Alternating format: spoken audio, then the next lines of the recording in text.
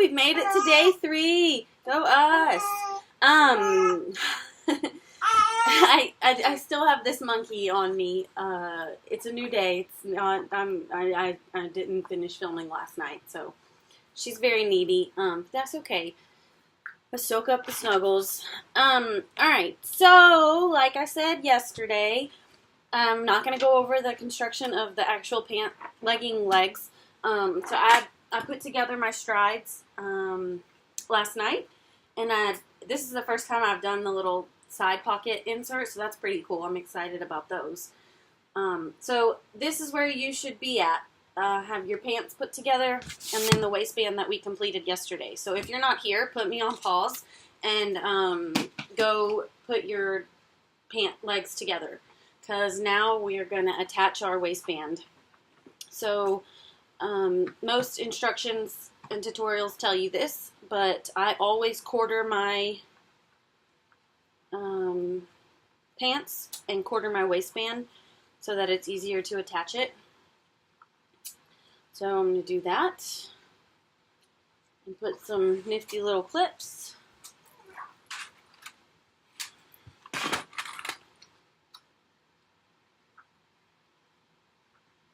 And I feel like I need to explain my video from yesterday with all my band-aids on my hands. I know, sexy. I have psoriasis, like, really bad, and if I don't wear band-aids, the cracks in my skin just bleed and bleed. Okay, we can read in just a second. So, I have to keep band-aids on, because, you know, it's just, I don't want to deal with that while I'm sewing. Emma, do you want to say hi? No. You say hi? No. Okay. Alright, so I've got my quarter points on my leggings. The waistband should be pretty easy. Use your side seams and then the middle of your modified front piece. So all you really need to do is clip the back middle. Okay. Turn your pant legs inside out.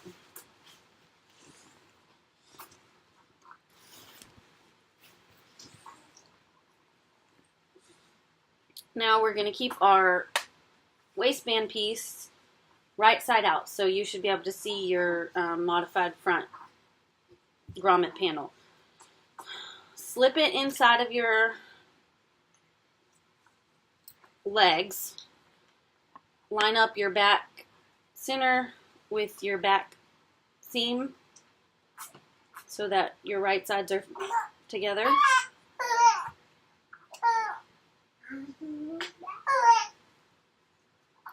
And then line up your center front with your center front seam.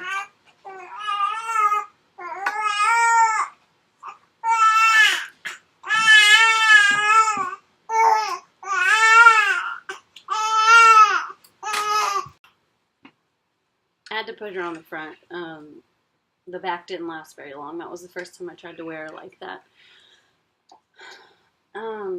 Okay, so your waistband should be clipped in quarter points to your legs. Just make sure that your legs are inside out and that your waistband is right sides together in the inside, so that when you flip it, your little piece is on the right side of your pants. So go sew that. I always see people post about how they get sewing done when they have kids, and I have to laugh because you really, I mean, during the day it's almost impossible. I do most of my sewing at night. Like, I just stay up super late, which isn't really healthy, but it's something that I love to do. But I just wanted to show you guys. Right now we are pulling sticky notes apart and sticking them all over everything. Pretty sure I have some stuck on me somewhere. Oh, one that just fell off. Sorry, Emma. She had some on my back, but I guess they fell off. And she had them stuck all over my cover stitch machine, and I took them all off, and she said, "Where did those go?" But she can kind of entertain herself up here, which is fun. But yeah, I don't get much done during the day. Okay, I'm looking for my seam ripper. Once again, organized chaos, guys. This is attached now, so you can remove the basting stitches that held the folds together. So right here, these green stitches over down here, you can remove those. And we already removed the ones at the top yesterday. Now, these, you can remove those now if you want, or you can wait. I'm going to wait because it helps hold that piece down while you install your grommets and kind of keeps this piece easier to work with. So I'm not going to take those basting stitches out yet. Okay, so this is exciting. Our pants should be done, except for our grommets. And like I said, this kind of sits funny, but once you get your grommets and your lace up in, it's gonna be great once you put them on. And for, you know, for aesthetics, you kind of want to make sure that your middle seam is matched up with the middle of this panel, just so it looks nice. If it's not matched up, you can always seam rip and try to reattach to get it. You may not care, but I'm super OCD about that kind of stuff. Hence all the basting.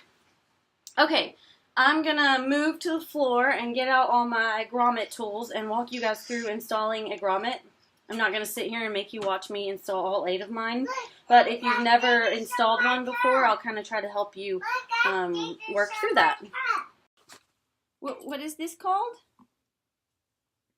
What's that called? Hamburger. A hamburger? Yeah. It's a hammer. Hamburger. Okay, have you guys ever seen one of these? I hadn't bought one until recently, and I don't know how I lived so long without one. It's evenly spaces buttons or grommets. It's really, really nice, especially since I sew a lot of woven baby clothes for the girls, and they always have buttons. This makes the job so much easier. So I'm going to use one of these to first mark where I want my grommets. And you kind of have to decide how many you want. I want 4, like I did for my muslin pair. So I'm going to lay this out on my pants and use a fabric marker to mark. So mark where you want those.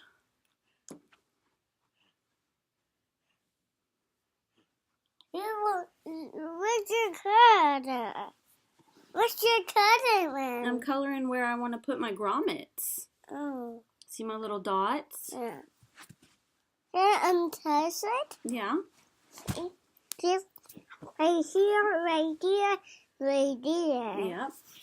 If you've never installed grommets before, what you're going to be doing is there are several different tools to use. Your set should have come with a tool and instructions, and you really need to read those instructions because my tools might look different and my installation might be a little bit different than yours. You're going to want to make a hole in your fabric. I know it's scary, so that's why you're going to start with a super teeny tiny hole. Megan has this awesome like fabric punching tool. I don't have one. I need to maybe invest in one of those because I stabbed my finger the other day trying to do this. But I usually use my seam ripper to make the initial hole. Oh, you only want to be making sure you're poking a hole through 2 layers of fabric, not 3. This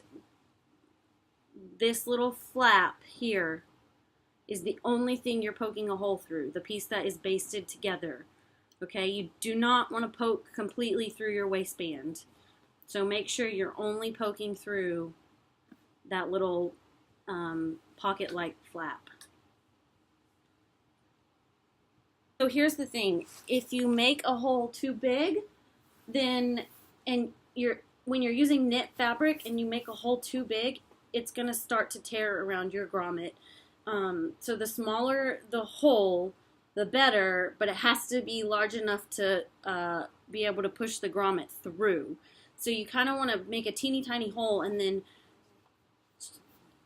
really try to shove this through if you can. And you might have to clip a little bit, use tiny scissors and clip teeny tiny marks on it if you feel that you need to make it a little bit bigger of a hole.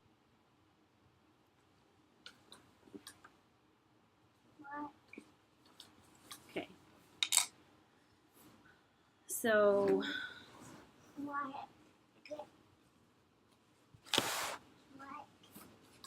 there's my hole, and I'm just going to shove this piece through my hole from the right side.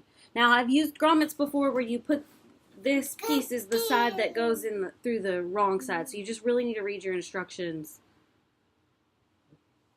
So I'm like shoving it through and just kind of working that fabric around it because I don't want to make my hole any bigger. Okay, and then my set comes with this piece that you hammer onto. So I lay that out and then lay this face down on that.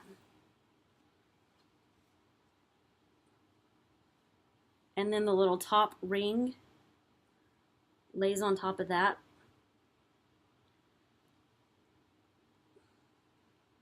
What's I doing? And then I take this thing that has a hole on the end and place it over that and hammer.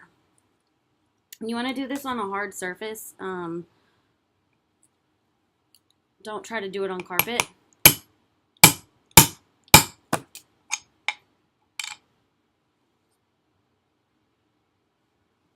And that's it. It's in. So it's not hard. It just takes a little bit of patience to make your hole. Okay, so I'm going to install the rest of them.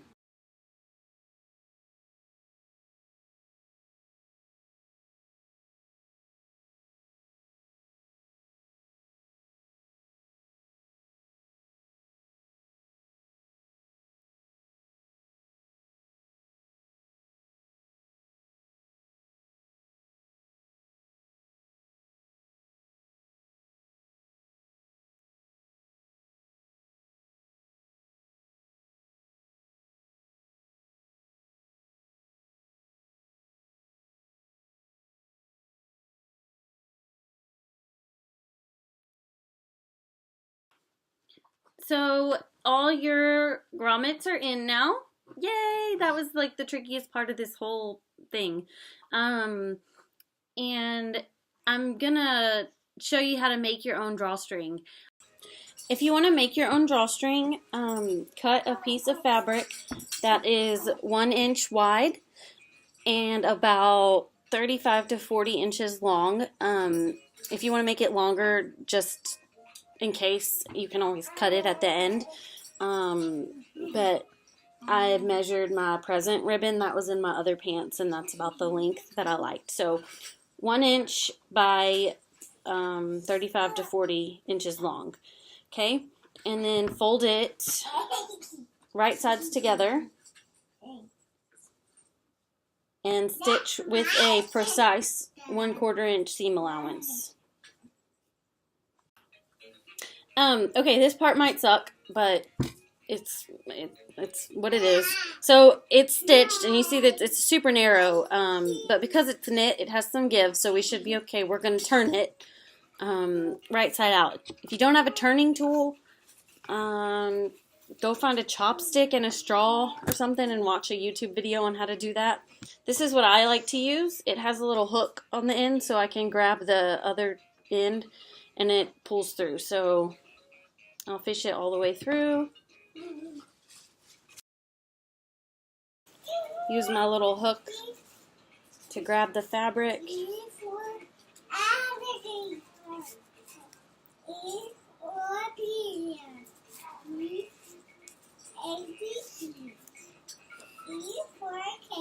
And turn it.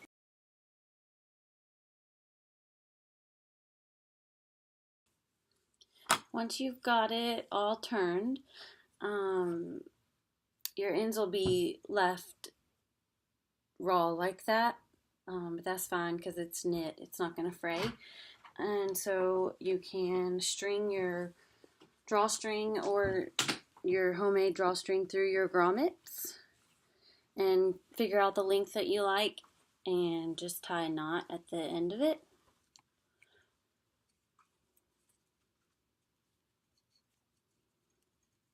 Like that. And then you can remove your basting stitches in here. And you're done, guys. You did it.